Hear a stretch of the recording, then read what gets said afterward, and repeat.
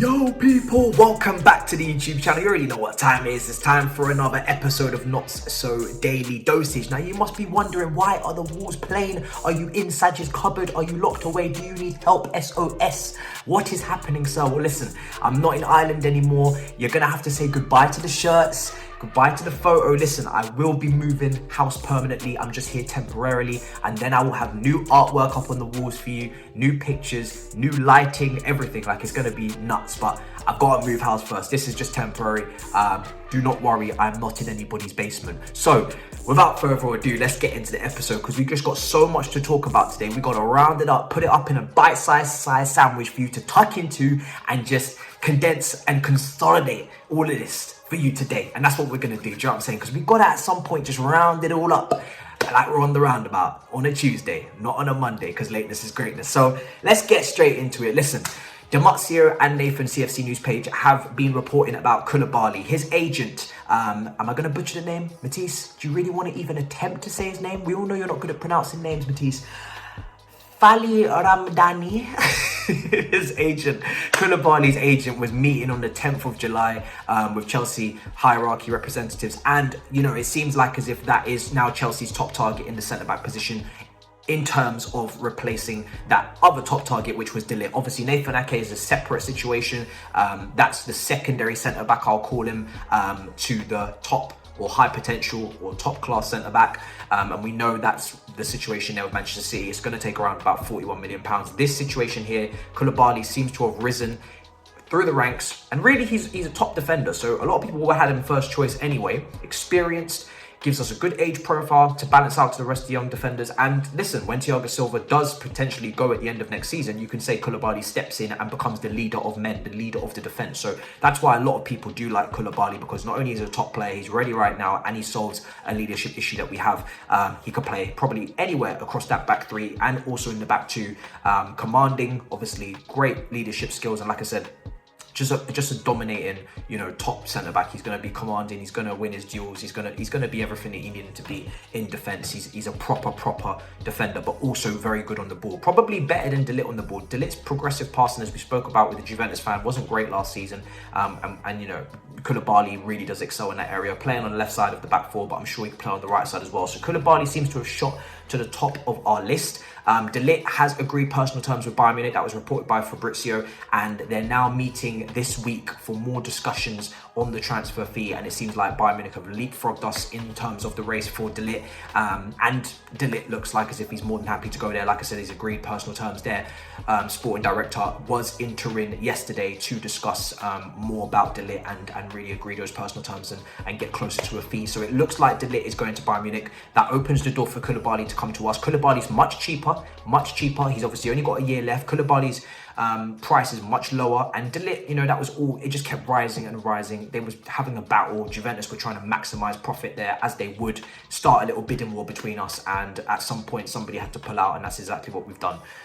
So, you know, it would seem that Koulibaly now is the top target, and like I said, much cheaper. And if Tuchel is going to get three centre-backs, which has been kind of reported and muttered and murmured, then that still leaves the door open for Koundé. And you could actually end up getting Koulibaly and Koundé for near enough the similar price that you would have paid for Ligt. Now, I personally don't think we need three centre-backs, but we could end up getting three centre-backs. We'll just have to see what happens. But I personally don't think it's a necessary need, but it would be an improvement. Of course, Koundé would be a brilliant right-side centre-back in the back three. If you're telling me that our back three now becomes potentially Koundé to Koulibaly to Ake, you know, that's pretty good. But my God, that's a lot of change. There's a lot of upheaval, and that would be major. Now we're talking about massive, major doubts for Levi Colwill. I personally don't think we need to spend that much money on centre-backs, especially when I think we should be at some point looking to play a four as well, at least sometimes. And like I said, you could put that money into other areas, wing back cover, etc., another attacker. So we'll just have to see what transpires with the defence, but it looks like Koulibaly is now leapfrogged ahead of Ligt, and rightly so, because top defender, so can't really complain. Now let's talk about the attack. Gnabry. Matt Law reports, you know, he puts it out that Gnabry has become an alternative to Rafinha or Dembele. Now, which channel a couple of days ago basically reported that in a very comedic, but also in very analytical type way? We did. That's right, we did. We said that Listen, we said that. That's who we said our alternative was. It's almost like we're like an ITK over here. We spoke about Rafinha to Arsenal, not quite done. We moved, put the pressure on. Of course, it didn't come to us, but we still put it out there. Now Gnabry, we on a roll. We on a roll, people. But listen, Gnabry, he's meant to be the alternative for Chelsea. That's what Matt Lowell reports, as well as, I'm sure, a little list of other attackers as well. But then another name that I'm probably going to butcher, Florian Plettenberg,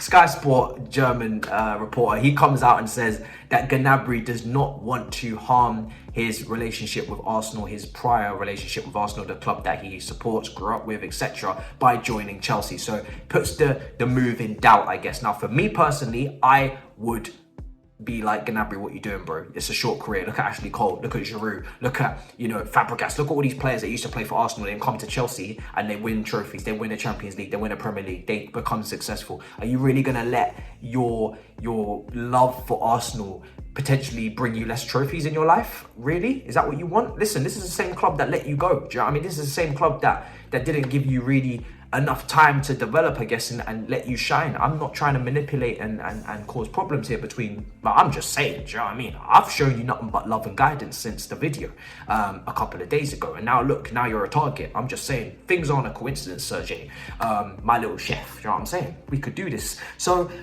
you know how I feel about the player. I think it would be a brilliant signing. Now, it would be another attacker where, of course, you've got now the two wingers in Raheem Sterling and Gnabry, two very direct players. People will say, where will the chance creation come from for these runners to find the goals? Obviously, they kind of do mirror, I guess, a little bit of a Liverpool front three, where the wingers do make those runs in behind the forward, and they look to get the goals on the end. They've got good goal scoring statistics, both of them. I think Kai, drop in. You're meant to be creative. By Leverkusen days, you were playmaking, you were creating chances, you were doing little dinks over the top, you were playing these little threaded passes. There's no reason why Kai can't drop off and be more of a creator. That's something that he should be able to bring to his game. So that's partly where I expect some of the creativity to come from. Also, Mason Mount in that 8 role as well. He's much more creative in that 8 role in terms of he can see more of the pitch. He's much more progressive with his passing. He can see the picture, so to speak. He is an 8. I know people will be like, no, he's not. He never played as an 8 at Chelsea. He's always played wing. He's always played cam. He's always played right, side forward. But Derby, Vitesse, that's where he's developed. That's where he's made a name for himself. That's where he's picked up his traits and skills from. So I think they can be reproduced. And again, if you remember Lampard's second season at the start, when we were top of the league and we were looking good up until about late November, Mason Mount played a lot of games in that 8. So I do believe still the 8 role is something that he can make for himself. Cove has obviously been a lot more progressive with his passing as well. So yeah, there's still names in the hat to help you create there. But Serge Gnabry, hey, listen, we said it here first, but a player that has now been confirmed as an alternative target to the players that we're losing out to, which is Rafinha and Dembele. And also, Nizar Kinsella, who, it's been a little bit up and down in terms of reliability for me since the Saudi, takeovers kind of rumours came out. But he puts out there, and I do think this is pretty spot on, I would hope so. It makes sense that Neymar and Ronaldo links lukewarm with Tuchel. Very lukewarm, not really feeling it, not really committed, do you know what I'm saying? Not really flabbergasted in a good way, bad way more like, he's not really tantalizing. He's not tantalized by these targets. Do you know what I mean? He's not really in the groove. Now Lewandowski also came up as well. Lewandowski, he came up as a potential as well, because of course he is looking to move away. But for me personally, again, this is another Barcelona preference. Not that I care, but I actually don't believe he'll move unless he goes to Barcelona. I think he definitely wants to go to Barcelona really only. Hasn't really made, it's not like as if he's left the door open for other clubs. He's made it pretty clear he wants to join Barcelona. Usually when players do that, it's because they're closing other doors for other teams. And I don't think he wants to go elsewhere. But that is another player on our list that we're keeping an eye on. It would seem Tuchel is keeping an eye on. And he probably seems like he favours more Lewandowski over a Ronaldo or a Neymar signing. So that's kind of what's going on at the moment. There's a lot of different players being linked.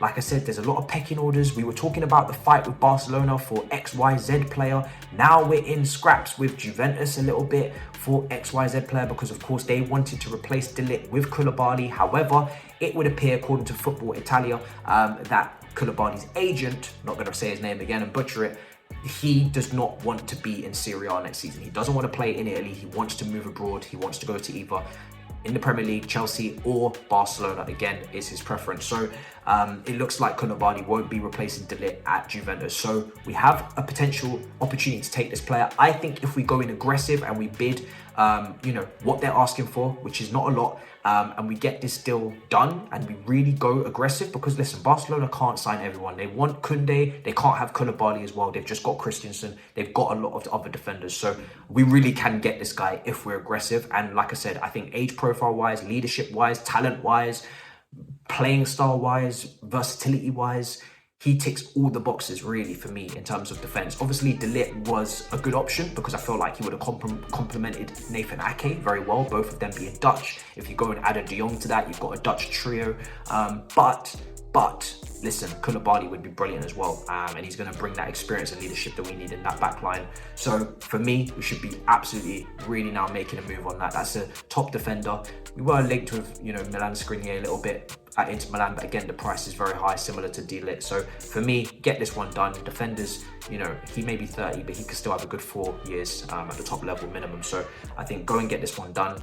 And like I said, Serge Gnabry, money talks, my friend. You say you don't want to join, you're on 115k a week, huh? Calm down. I think you'll join. You know, I think you will join. So listen, I'm not gonna get gassed again about another winger, but let's start. Let's put the paper in front of him.